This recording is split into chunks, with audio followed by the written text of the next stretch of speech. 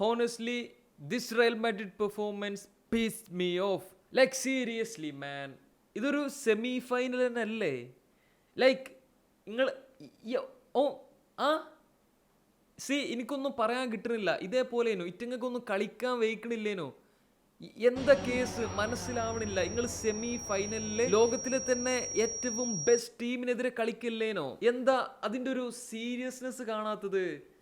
I mean seriousness ഒക്കെ പോട്ടെ, കുറച്ച് അന്തല്ല ഫുട്ബോൾ കളിച്ചൂടെ? PSG മാൻ, ആ ഒരു ടീമിലുള്ള ഓരോ പ്ലെയർക്കും ഒരു റോൾ ഉണ്ട്.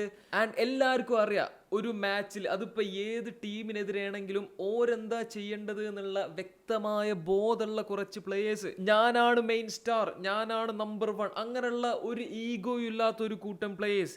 എല്ലാവരും ഡിഫെൻഡ് ചെയ്യണു, എല്ലാവരും അറ്റാക്ക് ചെയ്യണു. ഇനി ഏതെങ്കിലും ഒരു പ്ലെയർ പൊസിഷൻ മാറിയിട്ട് എന്തെങ്കിലും ചെയ്താൽ അത് കവർ ചെയ്യാൻ മറ്റാൾ നിൽക്കണം. I mean guys, perfect, perfect. Match തുടങ്ങി 9 മിനിറ്റ് ആയപ്പോഴേക്ക് 2 ഗോളാണ് റയൽ മാഡ്രിഡ് കൺസീഡ് ചെയ്തത്.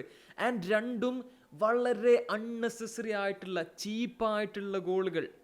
ഫസ്റ്റ് റൗൾ അസെൻസിയോ ബ്രദർ, സംഭവം തന്നെ ഫസ്റ്റത്തെ കുറച്ച് മാച്ച് കണ്ടപ്പോൾ ഞങ്ങളെല്ലാവരും റാമോസ് റീജൻ അത് ഇത് എന്നൊക്കെ പറഞ്ഞ് ഹൈപ്പ് തന്നു. ഓക്കെ, അവർ fault. Okay, you are shite. Honestly അനക്ക് ഡയലോഗ് അടിക്കാനും വാശി കാണിക്കാനും ഫൗളക്കാനും മാത്രമേ അറിയുള്ളൂ. ചില സമയത്ത് ബേസിക് ഫുട്ബോൾ സംഭവങ്ങൾ. ഗൈസ്, ഇതൊരു പ്രൊഫഷണൽ ഫുട്ബോളർ ആട്ടോ ഈ ചെങ്ങായി. ചില സമയത്ത് കാണിക്കുന്ന കണ്ടാൽ നമ്മൾ ആ ഒരു ക്ലബിൻ്റെ ഫാൻ ആണെന്നുണ്ടെങ്കിൽ പോലും നമുക്ക് ഈ പ്ലെയറോട് ദേഷ്യം തോന്നും. അങ്ങനത്തെ ഒരു സ്വഭാവം എന്തുകൊണ്ടാണെന്നറിയില്ല. ഈ ടൈപ്പ് ക്യാരക്ടേഴ്സിനോടൊന്നും എനിക്ക് വിരോധമൊന്നുമില്ല. പക്ഷേ ആദ്യം നമ്മൾ ചെയ്യേണ്ട ഡ്യൂട്ടി മര്യാദക്ക് ചെയ്യണം. റൗൾ അസെൻസിയോ ഓരോ മാച്ച് കഴിയും തോറും താഴേക്കാ. സത്യം പറഞ്ഞ ഈ മാച്ചിലെ ഏറ്റവും ഇമ്പോർട്ടൻറ്റ് മൊമെന്റ് ആക്ച്വലി നടന്നത് ക്വാർട്ടർ ഫൈനലില് ഡോട്ട്മുണ്ടിനെതിരെ ഡീൻ ഹൗസിന് ആ ഒരു റെഡ് കാർഡ് കിട്ടിയപ്പോഴാണ്. എംബാപ്പി ഇടക്കൊക്കെ എന്തൊക്കെയോ ട്രൈ ചെയ്യുന്നുണ്ടേനു, പക്ഷേ ഓനെയും കുറ്റം പറഞ്ഞിട്ട് കാര്യമില്ല. ടീമിന്റെ ഡിഫൻസ്, മിഡ്ഫീൽഡ്, വിങ് എല്ലായിടത്തും പൊട്ടല. സില്ലി ആയിട്ടുള്ള കുറെ മിസ് പാസസ്, അനാവശ്യമായിട്ടുള്ള എക്സ്ട്രാ ടച്ചസ്, എല്ലാം കൂടെ ഒരു വൃത്തിയില്ലാത്ത കളി. നിങ്ങൾ ആലോചിക്കണം കേട്ടോ, PSG സെക്കൻഡ് ഹാഫിൽ അവരുടെ ഗെയിമിന്റെ ഇന്റൻസിറ്റി കുറച്ചു, അവരുടെ മെയിൻ കുറെ പ്ലേയേഴ്സിനെ വലിച്ചു. എന്നിട്ട് റയൽ മാഡ്രിഡിന് മര്യാദക്ക് ഒരു ഷോട്ടോ ടാർഗറ്റോ അല്ലെങ്കിൽ ഒരു ഗോൾ അടിക്കാനോ ഒന്നിനും വയ്യ. അവർക്ക് എന്നിട്ടും കളിക്കാൻ വയ്യ. ഇതിപ്പോ റയൽ തോറ്റതുകൊണ്ട് എനിക്കുള്ള സങ്കടം കൊണ്ട് ഞാൻ പറയുന്നല്ല കേട്ടോ. I don't give A shit. പക്ഷേ ഞാൻ എൻ്റെ ഉറക്കം കളഞ്ഞു. ഓക്കെ, നല്ലൊരു മാച്ച് കാണാൻ പറ്റുമെന്ന് വിചാരിച്ച് ഞാൻ എൻ്റെ ഉറക്കം കളഞ്ഞു. അത് കൊളാക്കിയത് റയലാണ്. അതുകൊണ്ടാണ് എനിക്ക് ഇത്ര ദേഷ്യം. PSG കേസിൽ എല്ലാവരും നല്ല കളി. ഓക്കെ, അതിപ്പോൾ ബിറ്റീഞ്ഞാണെങ്കിലും ചെക്കനൊക്കെ എന്ത് കൂളായിട്ട് കളിക്കുന്നുണ്ട്. നൂൻമെൻഷ് ആണെങ്കിലും ക്വിച്ചക്കൊറസ്കേലി ആണെങ്കിലും ഹക്കീമി ആണെങ്കിലും ഡെംബലെ ആണെങ്കിലും എല്ലാവരും നല്ല കളി. ഓക്കെ, നല്ല രസമുള്ള കളി. 4-0. ഇതിപ്പോൾ ഇന്റർ മിയാമിക്കെതിരെ PSG 4 അടിച്ച് കളി നിർത്തിയ പോലെയാണ്. അതേമാതിരി തന്നെ ഒരു സെക്കൻഡ് ഹാഫിൽ വേണ്ടാന്ന് വെച്ചിട്ടാണ്. എന്തായാലും ഇനി final versus Chelsea. I hope Chelsea എങ്കിലും ഒരു ഫൈറ്റ് PSG കൊടുക്കണം. ആ പ്ലേയേഴ്സിന്റെ ഒരു ഫുൾ പൊട്ടൻഷ്യൽ അവർ കളിക്കുന്നതൊന്ന് കാണാൻ വേണ്ടിയിട്ട്.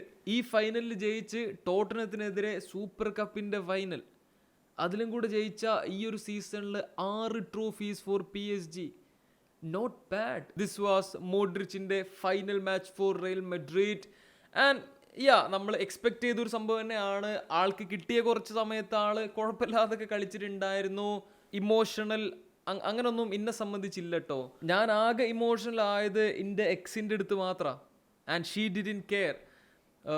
അൽ Nassr, my one and only true love.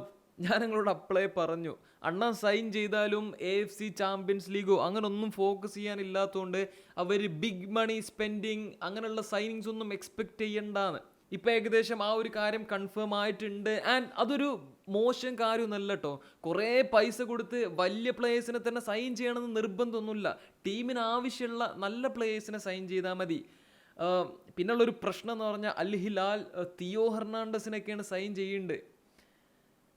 അൽ ഹറാമിനെ പറ്റി ഞാൻ കുറേ ഒന്നും പറയണില്ല. ഓക്കെ, അങ്ങനെ ഒരു സൈഡ് പോട്ടെ. അൽ നാസർ ബുദ്ധി ഉപയോഗിച്ചുള്ള കുറച്ച് സൈനിങ്സ് ഒരു ആവശ്യമുള്ള തരത്തിൽ സൈൻ ചെയ്താൽ നന്നാകുമായിരുന്നു. 77 മില്യൺ എന്തോ ജോൺ ഡുറാന് കൊടുത്ത് ഇപ്പോൾ ഓനെ ലോണിൽ പറഞ്ഞയച്ച ആൾക്കാരാണ്. വലിയ പ്രതീക്ഷ ഒന്നുമില്ല, എന്നാലും നമുക്ക് കാത്തിരുന്ന് കാണാം. എന്തായാലും നിങ്ങളുടെ ഒപ്പീനിയനും കാര്യങ്ങളും കമൻറ്റ് ചെയ്യുക. Video bye.